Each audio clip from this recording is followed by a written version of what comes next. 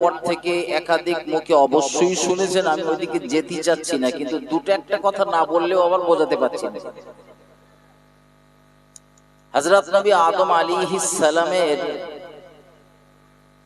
তাকে যখন সৃষ্টি করেছিল মহান আল্লাহ, তাকে পয়দা করেছিলেন যে দিনটা, সেদিনটা হলো ইয়াউমুল আশুরা, মুহররম মাসের 10 তারিখ। এক কথায় বোঝেন, আমি কর্তৃপক্ষ আমার একটু বলেছে যে হুজুর একটু কারবালার ময়দানে একটু যেতে হবে। আমি চেষ্টা করছি কারবালার ময়দানে নিয়ে যাবার, কিন্তু তার আগে দুটো কথা একটুখানি মাথায় রাখুন, তাহলে কারবালার ইতিহাসটা বুঝতে আপনাদের সুবিধা হবে। অ্যাকচুয়ালি তো কারবালার ইতিহাস কোনো অমুসলমানের সাথে মুসলমানের হয়নি। কারবালার ইতিহাস বদরের যুদ্ধ, মুহাম্মদ সাল্লাল্লাহু আলাইহি ওয়াসাল্লামের পিরিয়ডে, ইসলামের প্রথম যুদ্ধ, অমুসলিমদের সঙ্গে মুসলিমদের লড়াই। ওহদের যুদ্ধ, অমুসলিমদের সঙ্গে মুসলিমদের লড়াই। কিন্তু কারবালার যুদ্ধটা অমুসলিমদের সঙ্গে মুসলিমদের নয়, মুসলিমদের সঙ্গে মুসলিমদের লড়াই।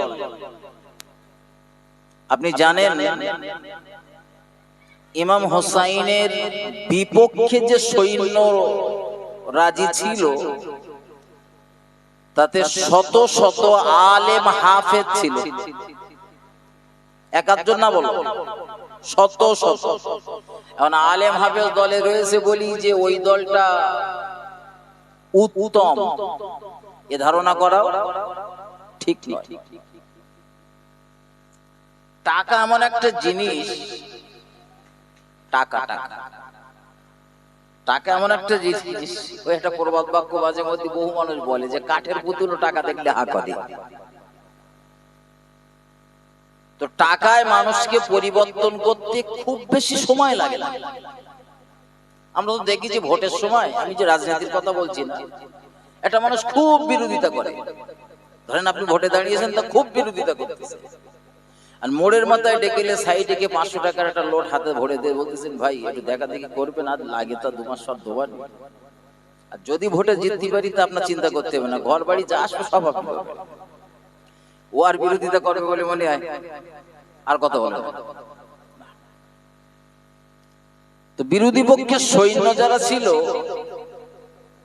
এক চাপের কারণে তারা দাঁড়িয়েছিল রাসূলের দহিত্র ইমাম হোসাইনের বিরুদ্ধে, 2 টাকার কারণে। টাকার কারণে ইতিহাস আপনাদের কম বেশি জানা, আমি একটুখানি শুধু টাচ করতেছি, মাথায় রাখেন। পিছনে আরো দুটো কথা একটু বলে নেই। হযরত আদম আলাইহিস সালাম তাকে পয়দা করার পরে জান্নাতের ভিতরে যেদিন দাখিল করা হয়েছিল, প্রবেশ করানো হয়েছিল, সেদিনটাও ছিল ইয়াউমুল আশুরা, অর্থাৎ মুহররম মাসের 10 তারিখ। যেদিন বার করা হয়েছিল সেদিনটাও 10 তারিখ। আর ঠিক আছে, আমি বুঝতে পেরেছি। সাথে সাথে এই যে গন্ধম বৃক্ষের ফল তিনি ভক্ষণ করেছিলেন, আমরা অনেকে বলি যে এটা নবী আদমের একটা মিস্টেক। ভুল বলা তো যায় না, নবী রাসূলদের কোনো অন্যায় বা ত্রুটি নেই, ভুল নেই, এটা মিস্টেক সামান্য।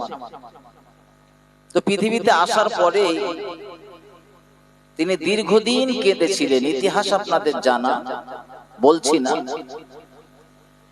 যেদিন হযরত আদম আলাইহিস সালাম মহান আল্লাহর দরবারে খুব কাকুতি মিনতি করে কাঁদছিলেন, আর কান্নার ধরনটাও ছিল সেই লেভেলে। আমরাও দোয়া করি না কথা বলে?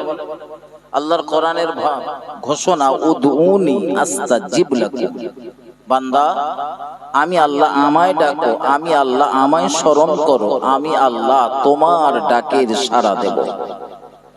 একটু মহব্বত করে বলুন সুবহানাল্লাহ।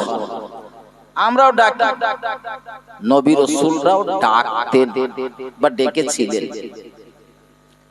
বহু নবী রাসূলদের কবুল হওয়া দোয়া আল্লাহ কোরআন শরীফের ভিতরে তুলে দিয়েছেন, নকল করে কোট করেছেন। কেন তুলে দিয়েছেন? নবী রাসূলদের ওই দোয়াগুলো কোরআন শরীফে দেওয়ার কোনো মানেই হয় না, কিন্তু দিয়েছেন কেন? দিয়েছেন এই কারণে আমরা যাতে নবী রাসূলদের করা ওই দোয়া থেকে শিক্ষা নিয়ে রবের দরবারে সেইভাবে প্রার্থনা করতে পারি। এক একজন নবীর এক একটা দোয়া, এই বিষয়ে বলতে গেলে আমি মূল আলোচনায় যেতে পারবো না, সময় খুব স্বল্প। শুধু এতটুকু মাথায় রাখুন, আদম আলাইহিস সালাম দোয়া করছিলেন কি করুণ ভাবে, রব্বানা, হে আমাদের প্রভু, যালামনা, আমরা জুলুম করেছি, আনফুসানা, আমাদের নফসের উপরে, ওয়া ইল্লাম তাগফির লানা, যদি আপনি ক্ষমা না করেন, ওয়া তারহামনা, যদি রহমত নাযিল না করেন, লানাকুনান্না মিনাল খাসিরিন। ও রব্বুল আলামিন আল্লাহ, আপনি যদি আমাদের প্রতি রহমত নাযিল না করেন, দয়া না করেন, ক্ষমা না করেন, আমরা ক্ষতিগ্রস্তদের দলভুক্ত হয়ে যাব। হযরত নবী আদম আলাইহিস সালামের এই দোয়াটি মহান আল্লাহ শাহী দরবারে মঞ্জুর হয়েছিল। এই যেদিন দোয়া কবুল হয়েছিল সেদিনটাও ছিল মুহররম মাসের 10 তারিখ। এরকম অসংখ্য নবীদের দোয়া কবুল হয়েছিল, কমপক্ষে 2000 নবীর দোয়া কবুল হয়েছিল এই দিনে। আজকের রাত কাল দিন 2000 নবী জন্ম নিয়েছিলেন এই দিনে। আমার দিকে ধ্যান দেন,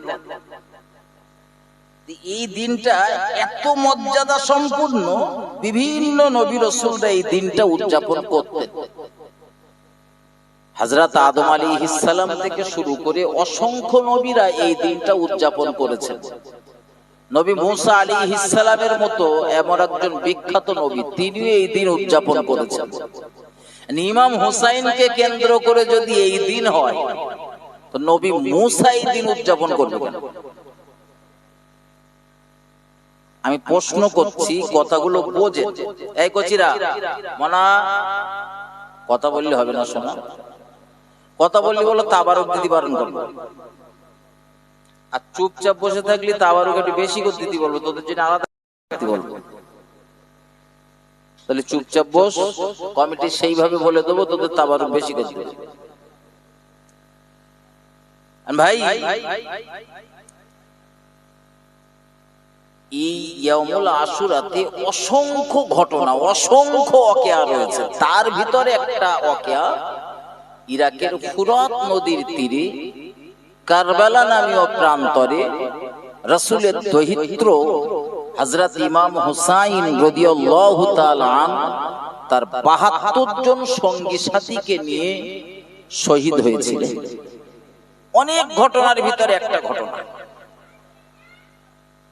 হযরত মুসা আলাইহিস সালাম উদযাপন করতেন, তার কারণ ওই ফেরাউনের আর তার লোক লস্করের তাড়া খেয়ে নবী মুসা যখন বেরিয়ে যাচ্ছিলেন, তো ওই কুলজুম দরিয়ার নিকটে গিয়ে নবী মুসা ভাবতেছিলেন, আল্লাহ, ছিলাম ওদিকে ভালোই ছিলাম, এই যে তাড়া, সামনে আমার কুলজুম দরিয়া, পিছনে ফেরাউন আর তার লোক লস্কর, এখন তো ঘোর বিপদ।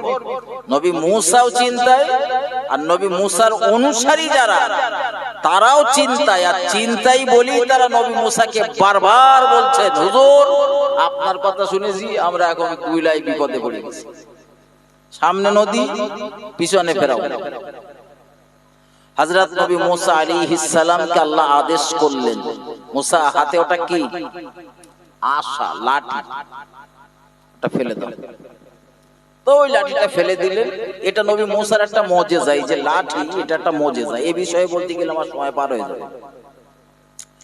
এই লাঠিটা ফেলে দেওয়ার কারণে একটা রাস্তা তৈরি হয়ে গেল অনেকগুলি। সেই রাস্তা দিয়ে নবী মুসা এবং তার সহযোগী যারা অনুসরণ যারা করত, তারা সব পেরিয়ে গেল। আর মুসা টপকে যাওয়ার পরে, কুলজুম দরিয়া পেরিয়ে যাওয়ার পরে ফেরাউন আর তার লোক লস্করকে আল্লাহ কুলজুম দরিয়ায় চুবিয়ে মেরেছিলেন।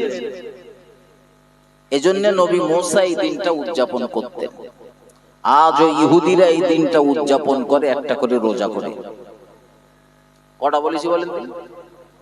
আর মুসলমানরা কটা করে? দুটো অথবা তিনটি।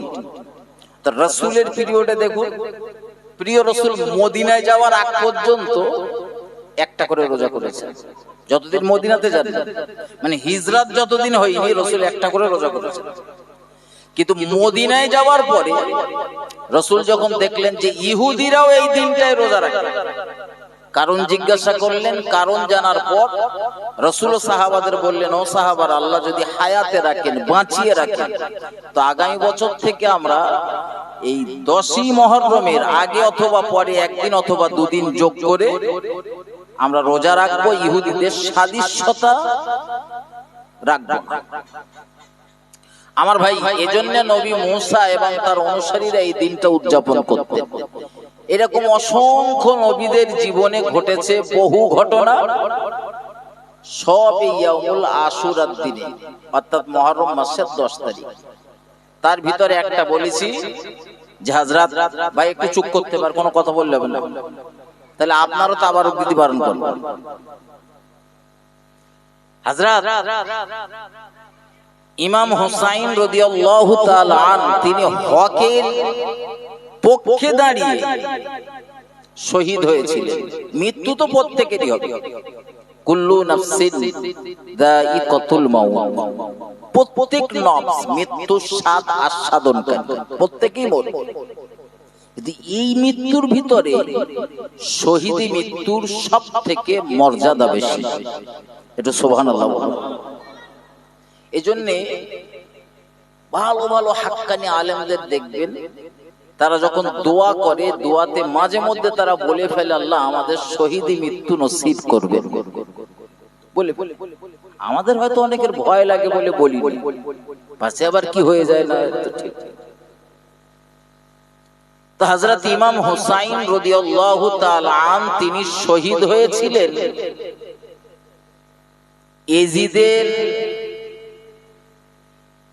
এজিদ যে খলিফা হয়েছিল এটা তিনি মেনে নিতে পারেন। কেন? এখানে দুটো কথা মাথায় রাখুন। এই যে এজিদ অত্যাচারী শাসক, তার পিতা রাসূলের একজন বিখ্যাত সাহাবা। মাথায় রাখুন, এজিদকে খারাপ বলতে গিয়ে যেন এজিদের বাপের নামে গালাগালি করবেন না, কারণ তিনি রাসূলের বিখ্যাত সাহাবা। শুধু সাহাবা নন, তিনি ছিলেন কাতেবে ওহী, ওহী লেখক সাহাবা। কোরআন শরীফের আয়াত লিখে রাখার দায়িত্ব রাসূল যাদের দিয়েছিলেন, তাদের ভিতরে একজন এই আমিরে মুয়াবিয়া, মানে এজিদের পিতা। সুতরাং আপনি এজিদকে খারাপ বলছেন, এজিদকে খারাপ বলতে গিয়ে যেন আমিরে মুয়াবিয়াকে উল্টো পাল্টা বলে ফেলবেন না।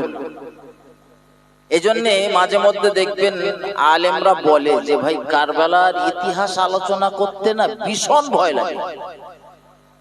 আমি হয়তো বলে গেলাম, আপনি শুনে গেলেন, ইতিহাস শোনার পরে যদি সাহাবাদের প্রতি আপনার মন বিষিয়ে যায়, কাদের প্রতি মন বিষাচ্ছে? বলেন বলেন বলেন। সাহাবাদের প্রতি। যে সাহাবাদের সম্পর্কে রাসূল বলেছেন, আমার প্রত্যেকটা সাহাবা হলো আসমানের নক্ষত্র সদৃশ্য, তোমরা যার খুশি তার অনুসরণ করো, তোমাদের গন্তব্যস্থলটা জান্নাতের ভিতরে হবে। একটু মহব্বত করে বলুন সুবহানাল্লাহ। সুতরাং সেই সাহাবাদের সম্পর্কে মন্তব্য করতে গেলে একটু ভাবতে হবে। আমার দেশের কিছু ছেলে পিলে রয়েছে, কিচ্ছু বোঝে না, কিচ্ছু জানে না, তারা রাসূলের সাহাবাদের নিয়েও মন্তব্য করে, কিচ্ছু জানে না বলে। একটু আধা হয়তো বাংলা বইটই পড়েছে, তাই দিজা মনে করে যে ওর মতন পণ্ডিত মনে বসিরহাট হুজুর ছিল না, এইরকম ভাব ভাবলে চলে।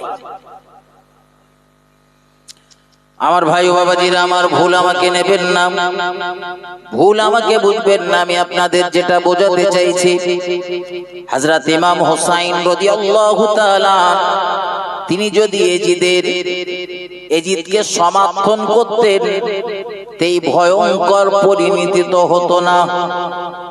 হতো? কথা বলে। কিন্তু কেন করেননি? চেয়ারে বসবে বলে বলে চেয়ারে বসবে। ইমাম হুসাইনের একটা লোভ ছিল তো না যে আমি চেয়ারে বসবো। আসলে আমার ভাই ও বাবাজিরা, আমার ভুল আমাকে নেবেন না। অত্যাচারী শাসকের অত্যাচারের বিরুদ্ধে প্রতিবাদ করাটাও হলো উত্তম জিহাদ। আমার ভাই ও বাবাজিরা আমার, আরে ইয়াজিদ ছিল একজন অত্যাচারী শাসক। তার ওই মাত্র 3-3.5 বছরের রাজত্ব যদি দেখেন আপনি অবাক হয়ে যাবেন। কখনো তিনি মদিনা আক্রমণ করেছেন, কখনো মক্কা আক্রমণ করেছেন, এমনকি আল্লাহর ঘর কাবার উপরেও তিনি আক্রমণ করেছেন। এত অত্যাচারী ছিল। এই ইয়াজিদের বিরোধিতা করার আরো কয়েকগুলো কারণ রয়েছে। তার ভিতরে একটা হলো, ইয়াজিদের একটা বদ অভ্যাস হলো, সে নামাজ চুরি করত। নামাজ পড়তো না সব সময়, কখনো পড়তো কখনো ছাড়তো। 5 ওয়াক্তে কখনো 3 ওয়াক্ত পড়েছে, কখনো 2 ওয়াক্ত ছেড়েছে। মন চেয়েছে তো 5 ওয়াক্ত পড়েছে, কখনো বা আউট করে দিয়েছে। কিন্তু হযরত ইমাম হুসাইন রাদিয়াল্লাহু তাআলা তার জীবনের দিকে তাকালে দেখা যাবে ইচ্ছাকৃত একটা ওয়াক্তের জন্যও নামাজ কাজা নেই। একটু মহব্বত করে বলুন সুবহানাল্লাহ, আর একটু আওয়াজ দিয়ে বলুন সুবহানাল্লাহ। আমরা যারা ইমাম হুসাইনের প্রেমিক, রাসূলের দহিত্রের প্রেমিক বলে চিল্লুই, আমরা কার দলে? ইয়াজিদের দলে না ইমাম হুসাইনের দলে? সমর্থন করি কার? হ্যাঁ, হুসাইনের। কিন্তু ভাই মুখে বলতেছি ইমাম হুসাইনের দলে, আমার কাজগুলো দেখা লাগবে হুসাইনের সমর্থন করছে কিনা। হযরত ইমাম হুসাইন রাদিয়াল্লাহু তাআলা তিনি জীবনে ইচ্ছাকৃত কখনো নামাজ কাজা করেননি, কিন্তু এই নামাজ কাজা করত মাঝে মধ্যে ইয়াজিদ। কার দলে পড়তেছি নিজে ভাবুন, আমি বলবো না। হযরত ইমাম হুসাইন রাদিয়াল্লাহু তাআলা জীবনে কখনো তিনি মদ পান করেননি, কিন্তু ইয়াজিদের বদ অভ্যাস ছিল মদ পান করার। আমি কোন দলে রয়েছে শুধু মুখে চিল্লুলি হবে না, আমি হুসাইনের প্রেমিক। আল্লাহ রাসূলের দহিত্র হযরত ইমাম হুসাইন রাদিয়াল্লাহু তাআলা তার জীবনের দিকে তাকান, জীবনে কোনদিন কোন পর নারীর দিকে ফিরে তাকায়নি। জিনা করা তো দূরের কথা, ফিরেও তাকায়নি। কিন্তু এই